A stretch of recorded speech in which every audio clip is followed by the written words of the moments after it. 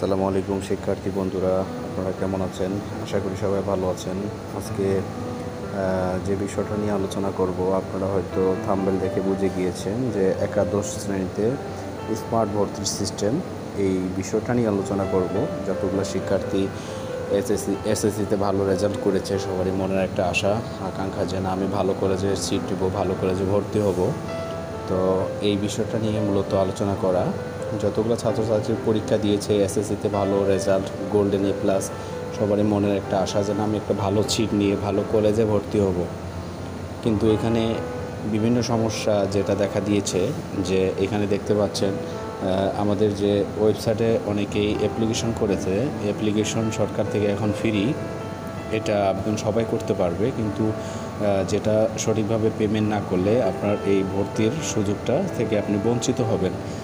তো আমি একটাই রিকোয়েস্ট করব সবাইকে, যারা একাদশ শ্রেণীতে ভর্তি হওয়ার জন্য ইচ্ছুক এবং কি আবেদন করে ফেলেছেন, আমি সবাইকে রিকোয়েস্ট করব আপনারা সবাই আবেদনের যে পেমেন্টটা আছে সেই পেমেন্টটা আপনারা করে ফেলেন। যদি পেমেন্টটা ঠিকভাবে না করেন তাহলে আপনার আবেদনটি বাতিল ঘোষণা হবে।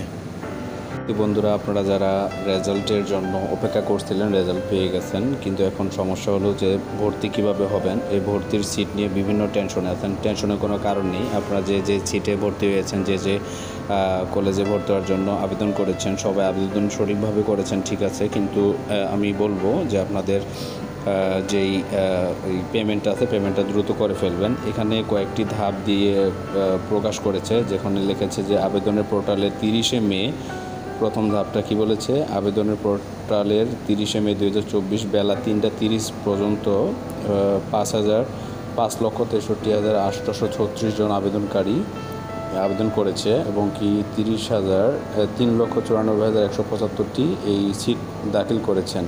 তো এটা পেমেন্ট সম্পন্ন করেছেন আর কি। পরে কি বলেছে, আবেদন করার সুবিধার্থে আবেদনের ফি পরিমাণ পরিশোধ না করার থাকলেও আবেদন করতে দেওয়া হচ্ছে।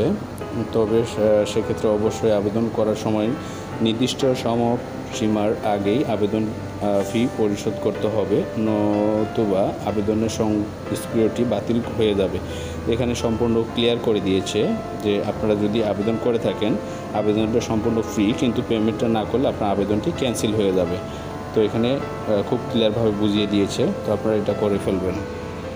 পরে কি বলেছে, পরে বলেছে যে আবেদনের পোস্টালে আবেদনকারীর লিঙ্গ ভুল দেখানো সংক্রান্ত একটি ত্রুটি 28শে মে 2024 সকাল 10টার সময় সমাধান করা হয়েছে, দয়া করে আবার দেখে নিন। যদি আপনার আবেদনটি সাকসেস হয়ে থাকে, আপনার জাতি, ছেলে মেয়ে পুরুষ, এরকম যদি লিঙ্গ ভেদাভেদ কোনো প্রবলেম পড়ে থাকেন, কিংবা কোনো ডকুমেন্টে প্রবলেম পড়ে থাকেন, তাহলে এটা সমাধান হয়ে যাবে, আপনারা সমাধান করে ফেলবেন, ঠিক আছে। পরে কি বলেছে 4 নম্বরে, এখানে কি বলেছে, আপনার ইউজার অ্যাকাউন্ট মোবাইল নম্বর অবশ্যই হালনাগাদ করা থাকতে হবে।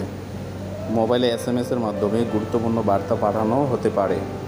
আপনার যে মোবাইল নাম্বারটি হালনাগাদ করেছেন, আবেদন করেছেন, অবশ্যই খোলা থাকতে হবে। পরে কি বলেছে, আবেদনের সাইটটি রক্ষণাবেক্ষণের জন্য প্রতিদিন সকাল রাত 10টা থেকে 1টা পর্যন্ত বন্ধ থাকবে। মানে এটা তারা আবার প্রতিনিধি যে দল আছে, তারা এটা পর্যবেক্ষণ করতে থাকবে। রাত 10টা থেকে রাত 1টা পর্যন্ত বন্ধ থাকবে, এর ভিতরে কোনো অ্যাপ্লাই করলে চলবে না। পরে কি বলেছে, 2024-25 শিক্ষাবর্ষে একাদশ শ্রেণীর ভর্তি নীতিমালা 2024 অনুযায়ী ভর্তির জন্য অনলাইনে আবেদন গ্রহণ প্রথম পর্যায়ে 26/5/2024 রবিবার থেকে 11/6/2024 মঙ্গলবার পর্যন্ত চলতে থাকবে। যে এখানে একটা সুযোগ দিয়েছে, সেই সুযোগটা আপনারা কাজে লাগাবেন। 26 তারিখ হলো 26 তারিখ থেকে শুরু, লাস্ট ডেট হচ্ছে 11/6/2024। এই 11/6/2024 ভিতরে আপনার আবেদনটি সম্পূর্ণ করতে হবে। এই আবেদনটা যদি আপনারা ঠিকভাবে না করতে পারেন, আবেদন করেছেন কিন্তু পেমেন্টটা ঠিকভাবে না করতে পারেন, তাহলে আপনার আবেদনটি ক্যান্সেল হয়ে যাবে। তো এই ডেটের ভিতরে আপনার আবেদনটি সম্পূর্ণ করে ফেলুন, আমি আপনাদের উপর রিকোয়েস্ট রাখবো।